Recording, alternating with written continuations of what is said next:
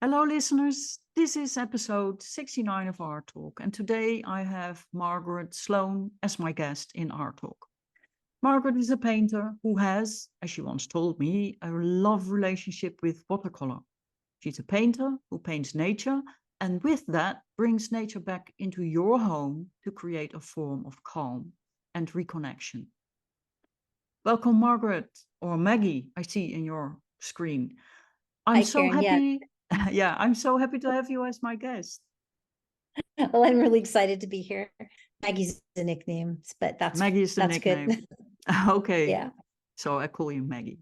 So Yeah. I was scanning through your website to do my research and couldn't really find something about you apart from being a painter and a writer. Could you tell us a bit about yourself? For instance, how art came into your life and how your love relationship with watercolor started? Well, I was born with art in my life. I can't remember ever doing anything else. And my mother always laughed and said I was born with a crayon in my hand. Um, and I always did art and I always wrote. And I remember when I was about 10, one of the neighbor ladies asked me what I wanted to be when I grew up. And I said, I wanted to be an artist and a writer. And she said, oh, well, you can't do both. It's too hard. And so I've spent my whole life trying to prove that lady wrong. uh, so, um, Well, you did. thank you. Uh, so, um, watercolor, I love watercolor. It's my favorite medium. I keep trying oils and I kind of have a love-hate relationship with oils. But watercolor, I love it. It's first of all, it's the ease of it because I'm just basically lazy. And watercolor does a lot of the work for you, right? You put the water in, you put the paint in the water and it flows on its own. And you just sort of talk to it and try to convince it to do what you want it to do. Whereas I feel like with oil paint, you're in charge there and it just does what you tell it to do. And I don't like having to have that much responsibility. I traveled a lot as a young adult. I traveled through Mexico and Central America. So traveling watercolor was the easiest thing to have in my travels. And also, I've always had to have a day job. I think this last year is the first time in my life that I haven't had to have a day job, or I haven't had a day job. Not that I haven't had to have one. And um, so watercolor also, when you're done, you just close the case. Yeah. When you come back, you spray some water on it. You're good. Whereas with oil, I would paint for 2 days and then I'd have to go to work or I'd get busy and I'd come back and all my paints were dried up. So I'm just really loving the watercolor. I do feel I need a spate of oil painting. I try to oil paint a couple of months out of the year just because it always improves my watercolor paints. So the Interesting. things I learn from oil, I always can take those into watercolor, and I speak differently than with watercolor. As what? What does oil teach you that you can use in watercolor? Um, well, for one thing, you start differently in oil, right? You start with the darks and you work towards your lights. And watercolor, in most kinds of watercolor, you have to preserve your lights and work down into your kind of carving. And so that switch of my way of having to think about something, for some reason, it rejuvenates my mind. Mm-hmm. So rejuvenates how I look at a thing. And then there's also some things, how that oil does that watercolor doesn't do. So in oil, you can get really those beautiful, rich darks that in watercolor is very, very difficult to get and have it not be flat, So when I paint in oils, I tend to pay more attention to my shadow patterns at the outset, whereas in watercolor, I pay more attention to my white patterns and my light patterns. Mm-hmm. It's just a different switching it up, It's the same as like 1 year I was sick of painting at all. And so I started doing sculpture with just wiring twigs together. Oh, okay. So it's just, and when I came back, I just had this Mm. whole refreshed kind of feeling. It's Mhm. just switching it up, doing Yeah. something different. So so that's what I love about watercolor. I also really love the transparency. And Karen, I also did portraits for a long time. In fact, portraiture is one of my favorite things to do in life drawing. So let's back up a little. I did art my whole life, and I was just what we call self-taught. I Mhm. just did art. And when I was in my 40s, I had a really profound life change. I broke up with my long-term partner, I had been living in Mexico. I moved back to America in with my parents. And I just had this profound life change. And I decided that I was tired of just being self-taught because I was not able to say the things I needed to say. I Mhm. didn't have the alphabet. I didn't have the grammar, the visual grammar to say the things I wanted to say. So I decided I was going to study life drawing.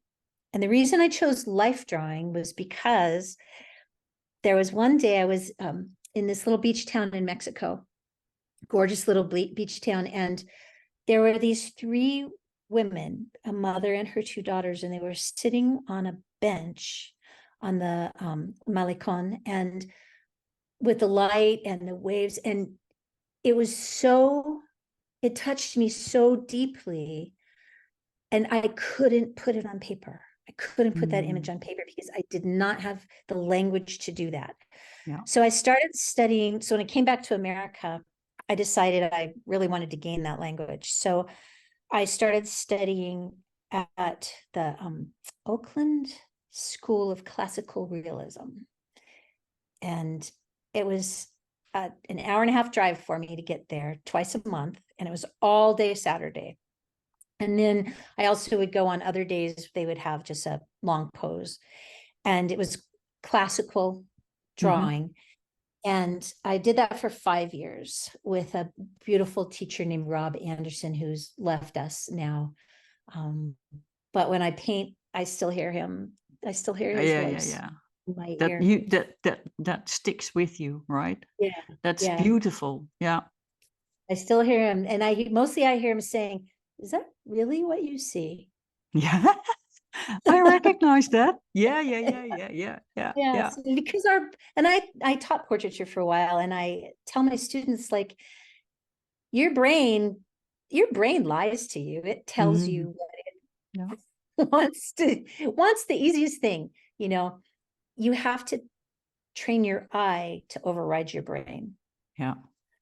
and do I always say, because that's what the teacher said to me, and I still hear him, Karen, don't paint or draw what you think you see. right. Right, the idea of something. Like, I have had Yeah. students draw an eye, and they draw Yeah, yeah, yeah, yeah, yeah, yeah, the sort of the leaf shape with the ball yeah, in it, and like, that's an icon for an eye. yeah, That's your idea of what an eye is, but that is not what an eye is. That's not what you're really seeing. And so you have to walk people through that, and it takes a while. I was at the atelier for 2 years, and I was just really struggling. And then one day, and I really doubled down. I was working a really demanding full-time job at that time.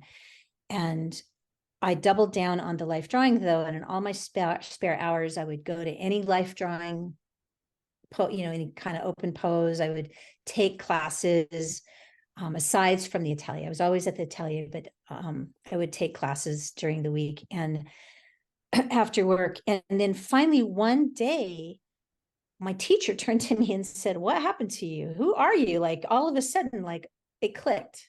yeah. But it took so much work to get there. And I think that's back to the instant gratification conversation we we're having earlier. I see a lot of people, a lot of students who, They study for a little bit, and if they can't do it immediately, they immediately say can't do it. Yeah. Yeah. And maybe that's because they've done other things and it's come quickly. And I don't think so. I think it has to do with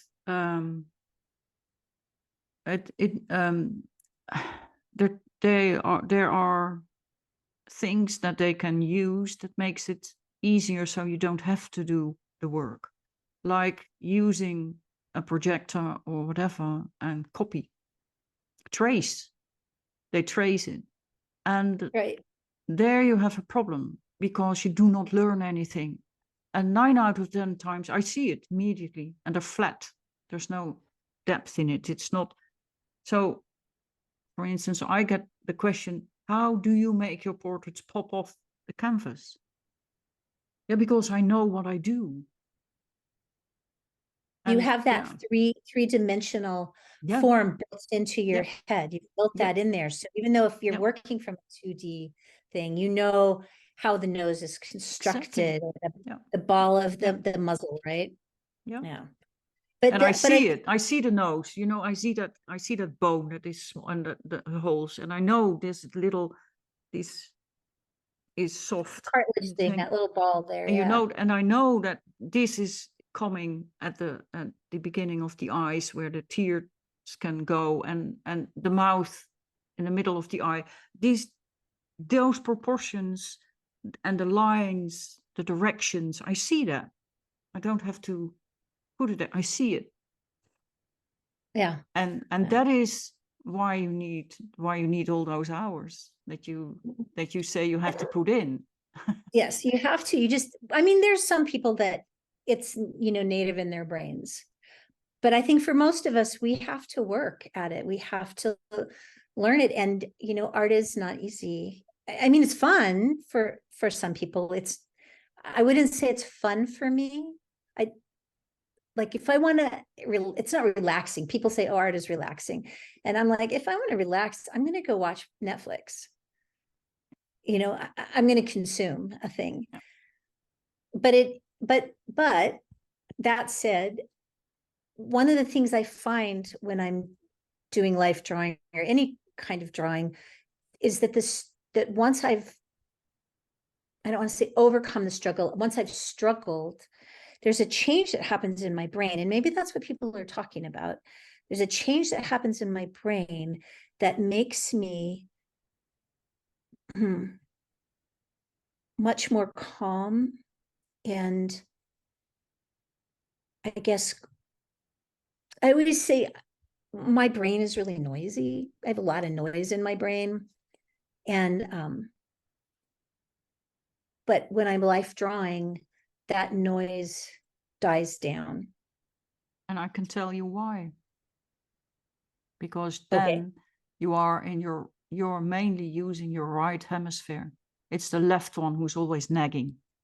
That's a talkative one, and can't stand it when you are going in that direction. Yeah, I have the same, and that it means you are in flow. It means that you lose track of time. I have that with music. I have that with art. And yeah,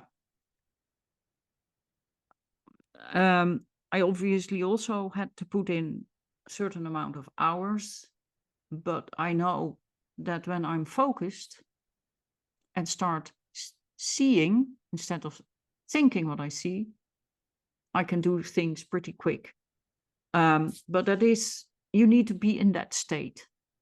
Mm-hmm. And I think nowadays people don't allow themselves to have that state. Everything needs to be done yesterday. As Warhol once said, we need our 15 minutes fame. And that means that you have to produce and put it on the net. Look at me. Yeah, and I think Instagram is just terrible for artists. The whole social And another terrible thing are the time lapses. And my last guest too, she makes beautiful free illustrations of animals and horses specifically. And she had a time lapse that was a drawing of an hour, but it shows like 12 seconds. And then a comment was, wow, you can do that quick. So people don't see the reality anymore. Right. Yeah, it's a shame. Another big problem is that people don't care when they copy and they start filling in. No, when you paint, you have to you paint the whole canvas. You don't do only first to make the eyes complete and then I move. No, because everything needs to be in balance. You need to have it on the whole face, the background, and as Rembrandt did, first the background and then over it, so that it comes off. It's not a cutout. There's a lack of emotional intelligence. The EQ is low, and you can see that because people don't see that. People don't get that. And that's because they're constantly in front of a 2D screen. So, yeah. Right. So I've been, so recently I've been trying to do more plein air. I'm not a landscape painter, and I'm trying to become one because I'm still working towards that goal of those beautiful women in that beautiful landscape. And so I'm still working towards that goal of being able to do humans in the landscape because I love being outside. So I'm definitely, I just listened to your podcast on expressionism this morning and how isms are tied to culture. Yeah.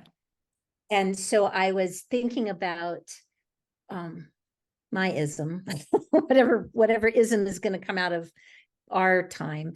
And I was raised in the 60s and the 70s and by a family that was really into the outdoors and nature. And at a time and a place when it was kind of, I don't want to say fetishized, that's too strong of a word, but maybe just romanticized. You know, in my high school, everybody read John Muir, who at the time we didn't recognize, you know, the problematic parts of John Muir. We read John Muir because he was the champion of nature. We all backpacked or went to the mountains, we camped.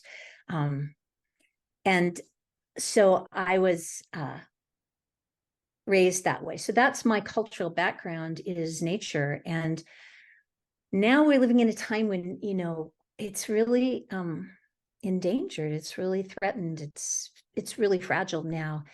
And I see a lot of people who do love nature and respect it and want to take care of it, but I see a lot of people who don't. And one of my goals as a painter is to bring people to that point where they can connect with themselves in nature, you know, not as an observer and not as something other than nature, but to realize that they're in nature, they're part of nature. Yeah. You know, so that's one of my goals, but I have to learn how to paint the landscape first. So yeah, but still, what you say is that you want to bring nature closer to people's homes through art, which is beautiful. And you have just explained why that is important for you. And then my question is art powerful enough? Do you think art's powerful enough to bring that reconnection again? You know, that's a great question. And I think in the past, you know, art has been powerful enough to make change. Like, I'm sorry, I can't say her name. Kathy Kollwitz. Do you know that painter? I think she was a German society lady in the 1800s, 1900s, and she did a whole series of painting of impoverished people, and she was a society. College. Yes. Okay, I said the name wrong. Yeah. And she was able to through her art show her community the problem, right? Yeah. I think Charles Dickens did the same thing with David Copperfield, right? He showed poverty in a way that people could understand, you know. I don't know if now art is that powerful. I mean, it certainly was when I was young.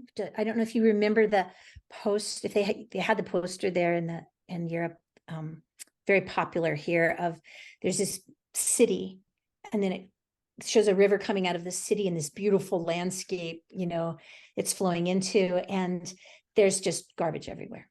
Mhm. It was a very powerful poster at a time when we were all thinking about that, right? Like there's a gigantic government campaign in the 70s to get people to stop littering.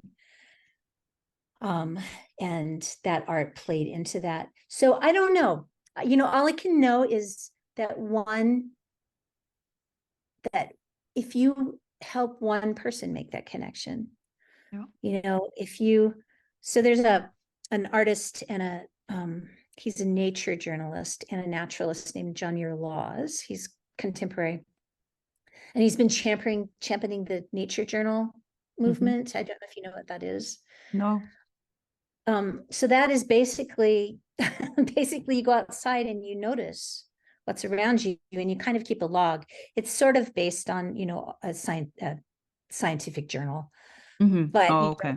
it's not as strict as all that. You can write poems, you can draw pictures, but you keep track of what you're seeing in your little neighborhood, in your spot of ground. It's sort of like a citizen scientist thing. And what he says is attention is love. And when you can bring attention to something, you bring love to that thing. And when people love a thing, they want to save it. Yeah. So I also believe, by the way, in that sense and that's why I personally think that art is and still has that power. But you have to believe in it, that when you bring that to people with the love you put into it, it vibrates that love to them. And when they feel that, it vibrates that love to the people around them. Because that is how the vibrational things work. And so, yeah, I think it definitely is powerful enough to at least make a wave. Or a ripple, and a lot of ripples together make a wave, right? Exactly. And you don't know, you never know. Like I have one friend that she and a collector, and she's got three small children now, and she's been collecting my work. And I give it to her because she's just a good friend, of animals and nature scenes, because she is raising her children in a city, but she was raised rurally, and she wants the kids to have some sort of feel for a rural area and animals and that kind of thing. So who knows what those kids will grow up to be, and how that will affect them. Yeah, I think art is hard. And I think it makes it easier to continue doing it because, it's a lot easier to just go watch Netflix or scroll your Instagram account. Yeah, or TikTok or whatever people have. That's true, but I also see a tendency to want to learn again, because instant gratification and all that is boring, and it doesn't make people happy. So they are looking, and also younger people are looking for places where they can learn thing and go into nature and learn how to do art, go back to the basics. Yeah. I think there's some amazing young artists coming up, just really amazing. Yeah. They really want that. Okay, let's go to your stories. I love your stories on your website. And Thank you. question was, do you also publish them in a book? I don't. I've thought about it. That's a shame. But I've been in publishing for a long time, and I know how difficult it is, and so that kind of stops me. And also just having enough confidence to do that. I have a whole nother website that I forgot to send you. Sorry, my old website, and there's a whole series of blogs on when I lost my mother, which was probably the most traumatic thing that's ever happened to me in my life, was losing my mom. We were really, really close friends, and And so I wrote a whole series of blog posts on that. And that I've thought about turning into a book because, there's really not a lot out there to help you with that kind of grief. Our society in America, I don't know about your European society, but in American society, we don't want to talk about grief. We don't want to talk about death, and I didn't think have there is a any. book by Louise Hay and someone else together. They did.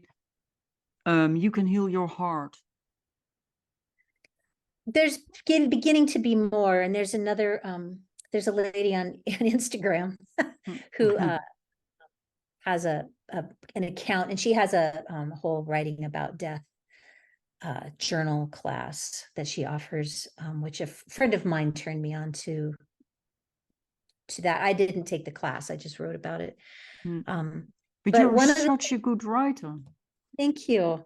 One of the things that I just found, though, that really did help me through that whole horrible period was nature, was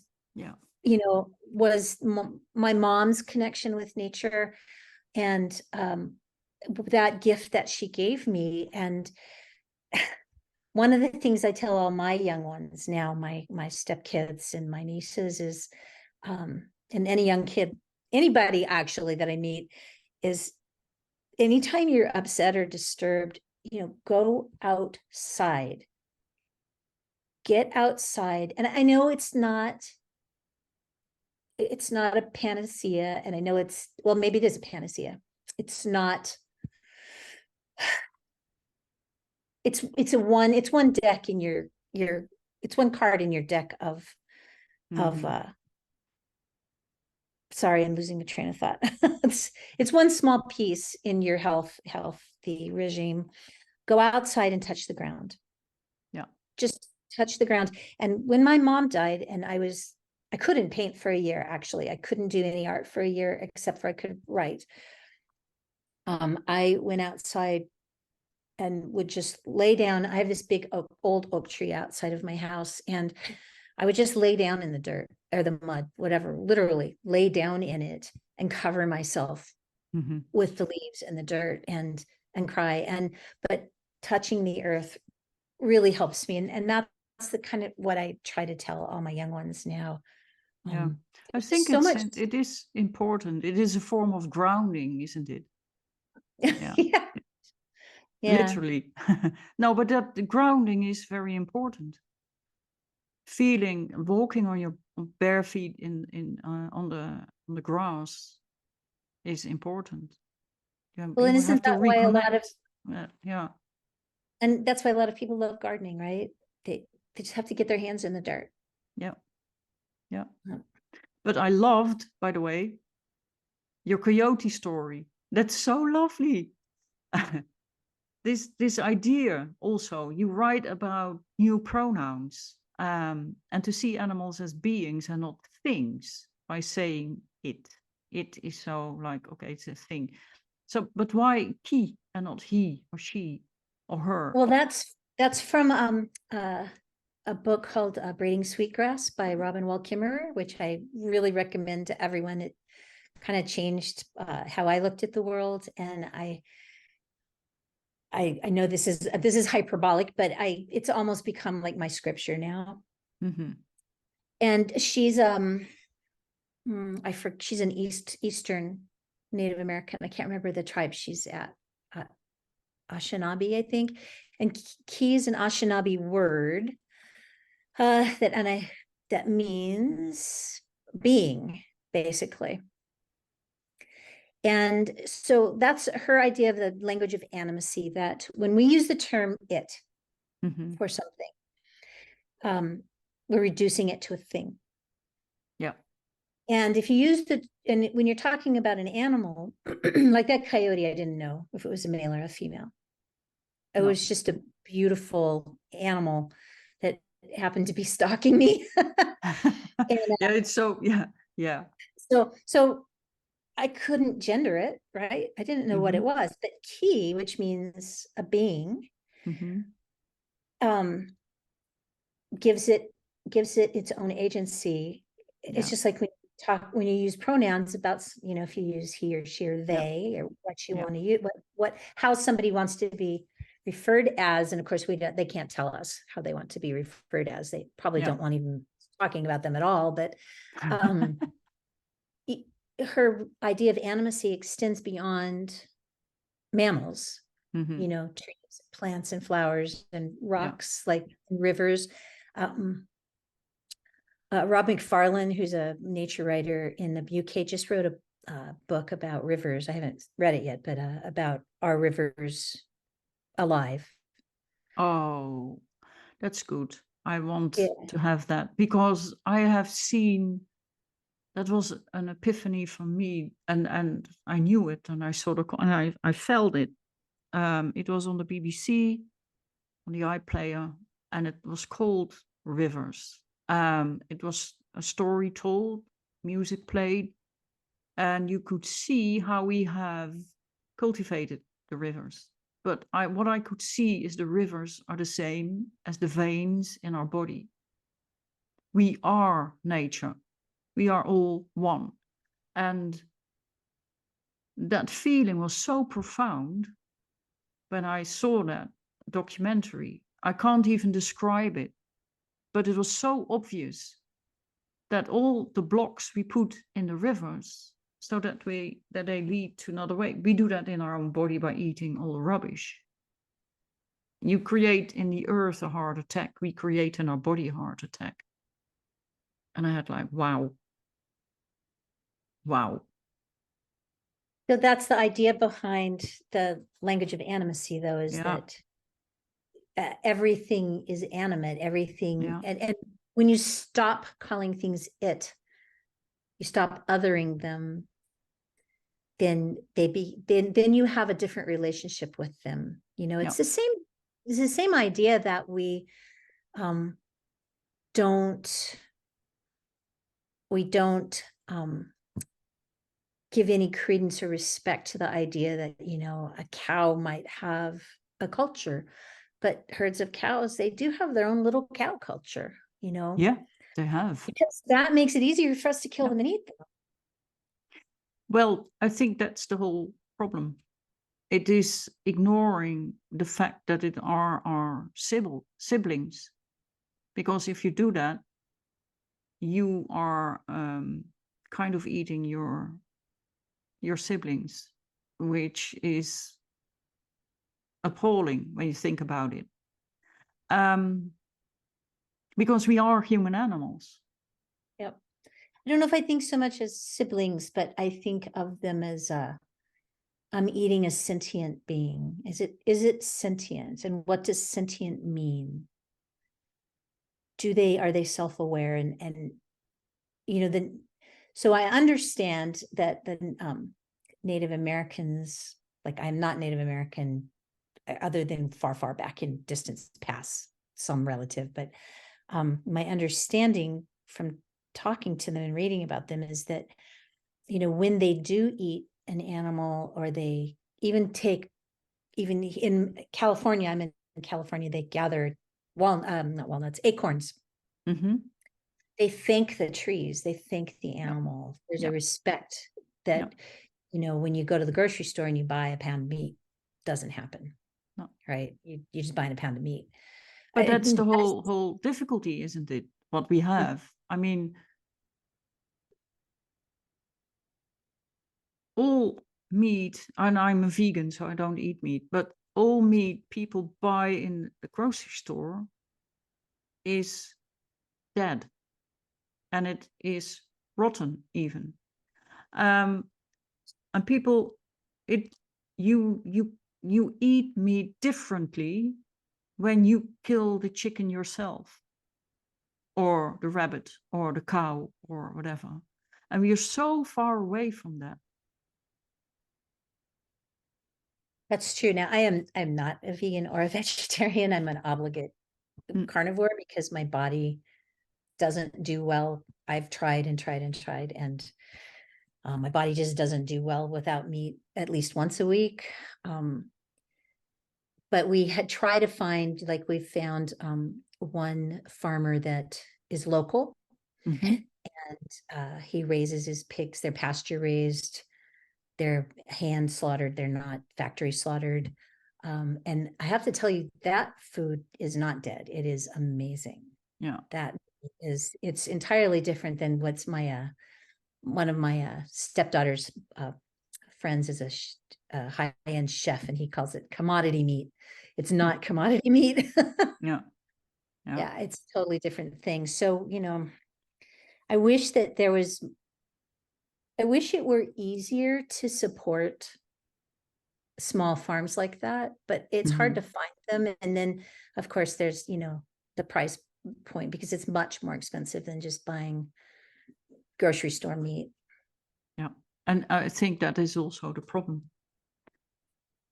that it is made in such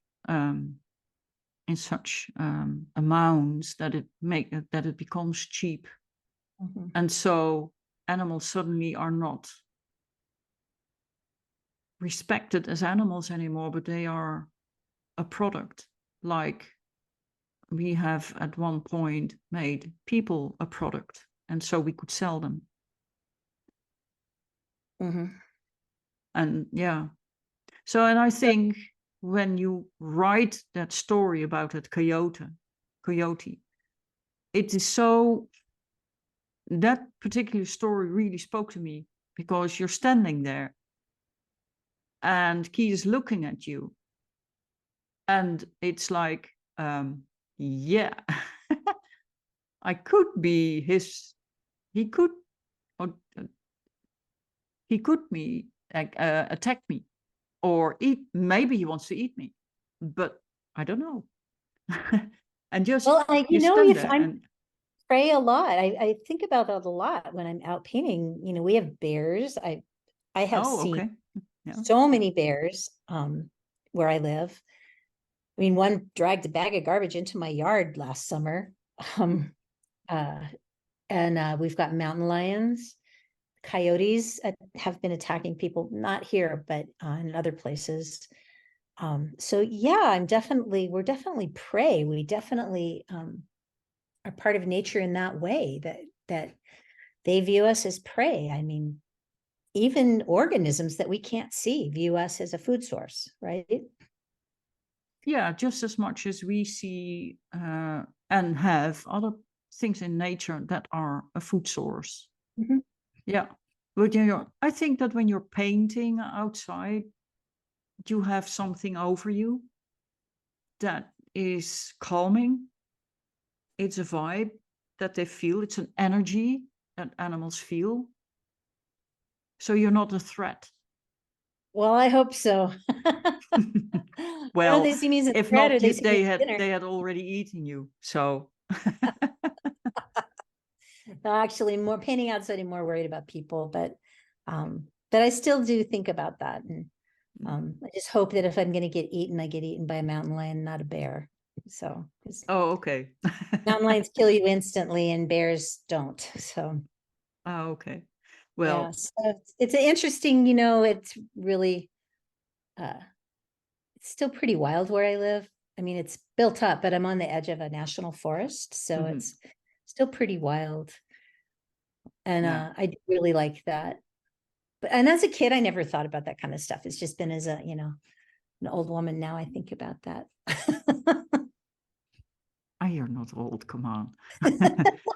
But anyway, you write and said to me that you were very shy, but you overcame it and sketch life, which gives you more confidence as an artist.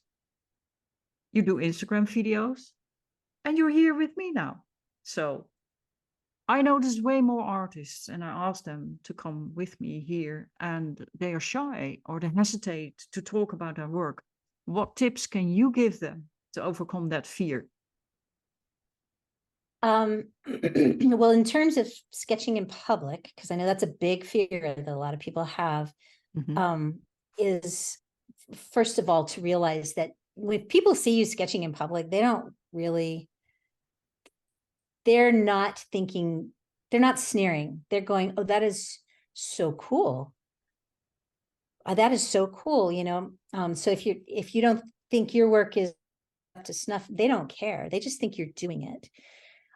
But I understand that fear, and I understand that embarrassment of the quality of your work, because I still have that. I'm still like, oh, I'm not feeling it today, and people are going to look at it and sneer. So one of the things that I did, and I still do, is to get over that is I'll go to maybe an event, or last night I went to the local park and just sketched. And what I do is I give myself an assignment. I pretend that I'm somebody else. I pretend that I'm an illustrator for a magazine, which has kind of like been my dream job for my whole life. And I've done it now. And I have to provide however X amount of sketches, 10 sketches or 5 sketches. And it doesn't matter if anybody's looking at it, because this is my job. So maybe I'm Clark Kent's girl. What was the woman in Superman? I can't remember her name. Lois Lane. Maybe I'm Lois Lane. Yeah. I just assume a different personality, which makes it easier for me, because I'm not me then. I'm just somebody else. And I have a deadline, then I have to do these X amount of sketches. And, that's been so successful for me. And people will come over and, talk to you about it and tell you their story, tell you, oh, I have an aunt who paints. She's really good. No, that one hurts a little. I've had, and I've done it at like music festivals. That's a great place to do it, because people are watching the music. They're not paying attention to you. And I've had kids come up with their sketchbooks, because kids almost always have sketchbooks, and sit next to me, and they're drawing too, because they don't see very many grown-ups drawing with them. And then the parents come over to see what their kids are doing with this strange lady. And all of a sudden, then the parents are talking to me. And then they're taking pictures of me. I'm in people's vacation photos, like with the whole family. They all gather around me and take pictures. So it's like this sort of minor celebrityhood. It's really fun. And I am shy, but I am very shy, but I'm not shy when I'm Lois Lane. When I'm assuming this, and it's pretend. I mean, I'm not becoming Lois Lane, but that really helps a lot. In terms of doing videos, Karen, now you saw some of my early videos, I believe.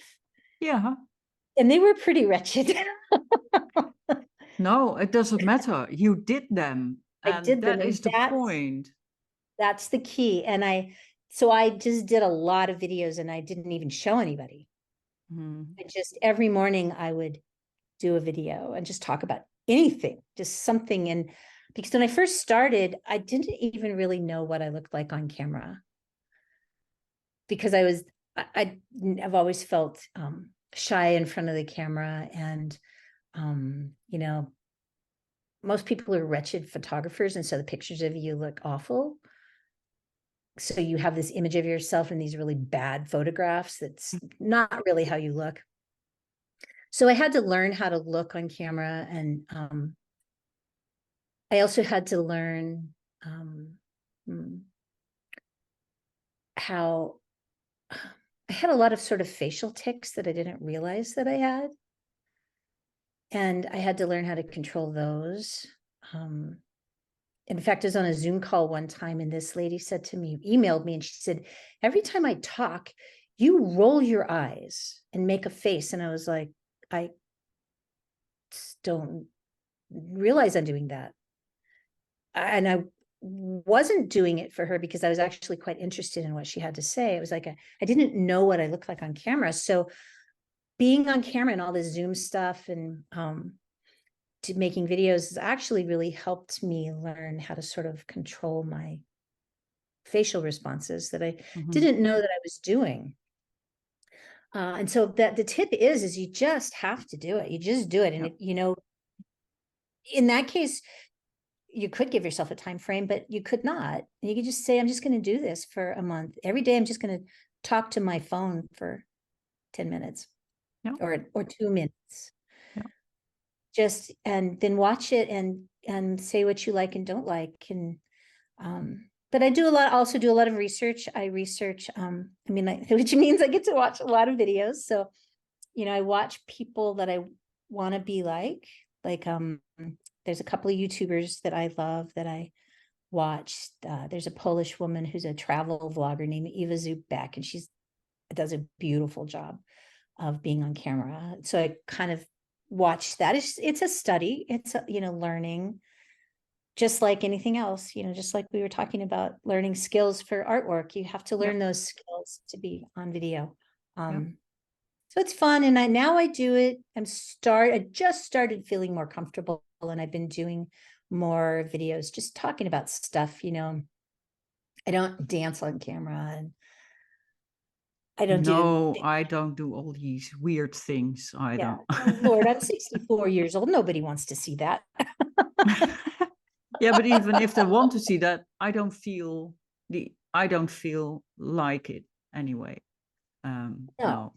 It doesn't serve me, and it doesn't serve the people, my ideal people.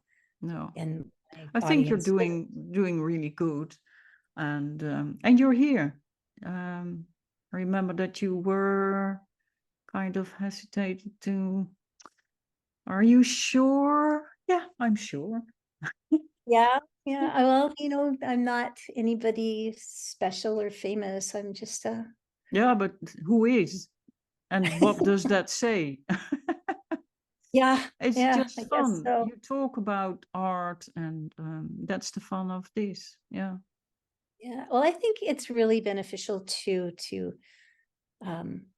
have the constraints of somebody asking you questions. I was writing for the local newspaper and did an art column and interviewed the local artists, and then wrote about them. And it was really helpful for them because a lot of them, had kind of never really organized their thoughts in a way. And so I had a couple of people tell me how helpful that was to them to see a through line. Yep. And what I saw in their work, Yeah.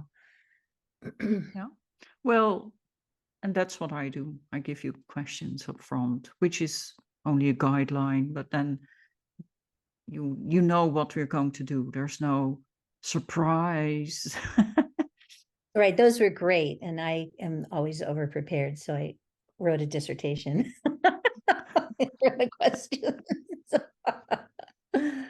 Well, anyway, where can people find you? So, and I will put it in the show notes too. Okay, well, I have a website, is margaretsloan.com. And that's my that's my shop, and more of a commercial website. My personal website is actually called mockingbirdsaatmidnight.com. And that's where you'll find my mother's stories, and that's more of a personal art website. And then I'm on Instagram at Margaret Sloan .artist, I think. And I'm also on Facebook, although I don't do as much on Facebook. And that's also Margaret Sloan Artist. So, Okay. And then also, if you're ever in, should I say location? Yeah, you can. So my work is in a gallery in a little town called Murphy's, California. It's a gallery called Art on Main. It's a little co-op gallery. So you can find a representative of my art there in real life. That's great. One of my goals in 2023, my intention, because I don't make resolutions, but my intention was to show up in real life. Mm-hmm. And not just online. So I've been working on that. So I've done 2 shows. I've been entering shows, competitions. And that's been good. Great. Fantastic. You have to set an intention and then work towards that. Go for exactly. Yeah. Well, thank you so much for being here. I really enjoyed our chat. Yeah. Thank you for interviewing me. And I love your podcast. It's one of my favorites. So. Oh, thank you. Yeah. Means a lot.